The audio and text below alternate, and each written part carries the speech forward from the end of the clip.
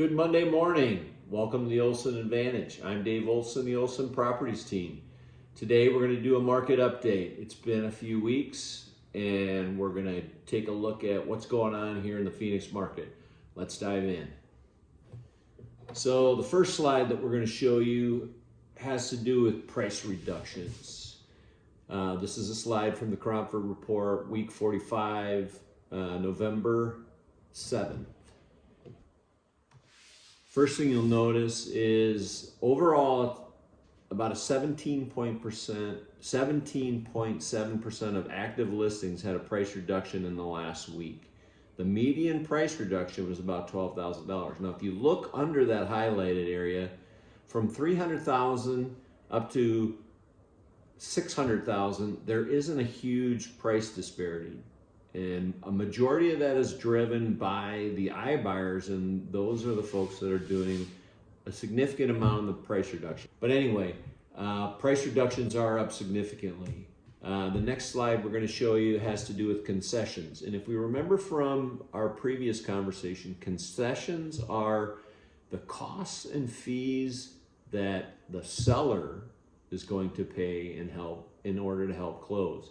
A lot of times those are just closing costs. Sometimes they can be credits towards repairs that may need to be done or the seller wasn't able to do them. But more recently, and you'll notice at the spike up that we've seen in the last couple of months, is the 2-for-1 buy down, which we have an entire program coming on.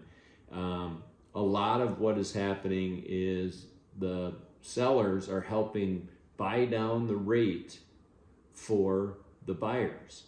This is helping them out, making the payment seem more palatable.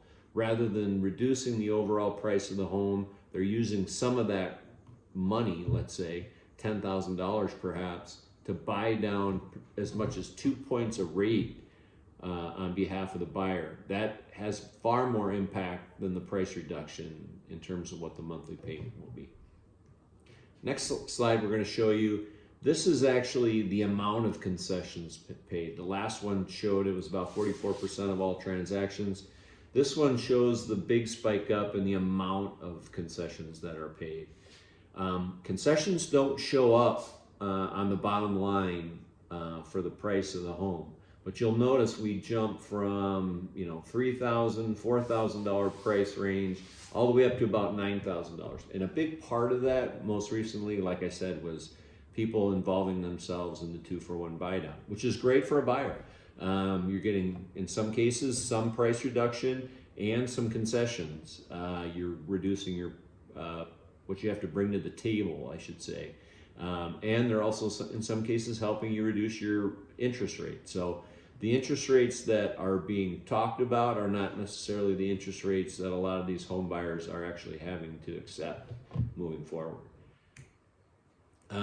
This next slide, I just want to give a little historical perspective.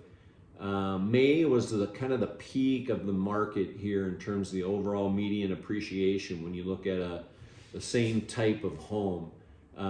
But we're about where we were in November, October of last year to November of October this year. And some of you are saying, well, it says it's up 3.5% to 5.5%. Well, you also have to remember what's not factored in there are those concessions that are being paid. On average, it's around $9,000. So it basically makes, for the most part, where we were last November is about where we are this year in terms of the net amount of proceeds that a seller is getting on their home. So next slide, it's a bit of an eye chart. We've shown you this in the past, but there's a lot of good information here. When you looked on the left-hand side, you see under 300,000, all the way down to upwards of $3 million. The next column gives you an idea of how long it's taking to get these price points under contract. So we're somewhere between 28 and 52 days, highest to lowest right now. And then the next column gives you the percentage of drop in sales dollars per square foot since May. So ironically, from $600,000 and down, they're actually seeing the biggest price reductions. Again, that's where a lot of these iBuyers live, in those price points. And then ironically, you'll notice as you go farther up the scale, some of the higher end homes are still showing signs of appreciation. Year over year appreciation is the next column. Again, depending on your home, your particular situation, we're still in a pretty decent place. Again, a healthy appreciation level is 3 to 4% on an annual basis. So we need to put some perspective. Some of these people have lost a little ground year over year. Next column is the sales price relative to the list price that was asked. So we're still in the high 90s in most cases, which is still healthy in terms of historical reference.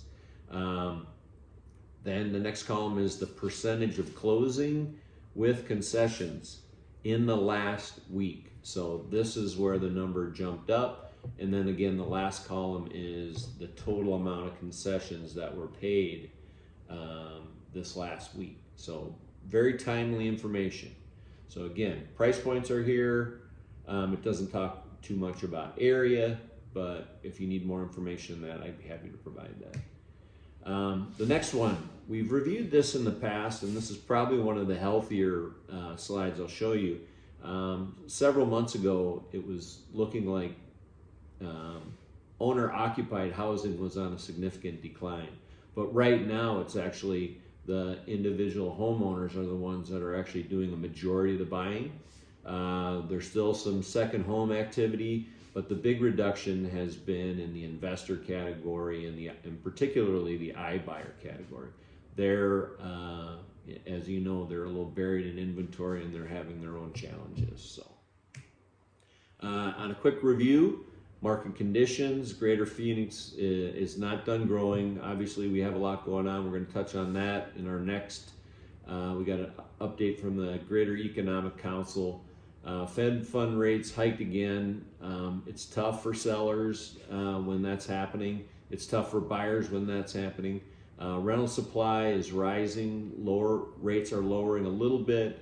Unemployment rate is up just slightly, but at historically very low levels. The outskirts are seeing the highest level of concessions. What's reasonable to expect this month? We have a whole slide on where we are month over month. So the median sales price is down just slightly from $444,000 to $441,000. September appreciation year over year is at 5.7%. September sales over asking price, October to date, is down 14%. Median over list is flat. So October date was 5,000, last month was 5,100. September sales price to list price ratio is down just slightly from 97.6 to 97.1. 4 weeks ago, median days on market was 31 days, and this last week it was 36 days. So we're ticking up a little bit. Again, historically, 40, 50 days was pretty typical 4 or 5 years ago. So sellers, you just have to know you have to be patient in order to get your home sold, and make sure you're working with somebody that really knows what they're doing and help to get a lot of eyes and a lot of bodies through your property. That's what counts. Things are quiet. You have to stand out. You have to do things that are very different in order to get people in your home. Hopefully you found this very helpful. Again, if you ever have any questions about anything we talk about or questions related to real estate, please don't hesitate to reach out to us. Please text the word answers to 59559. That's the word answers to 59559. Thanks again. Have a great week.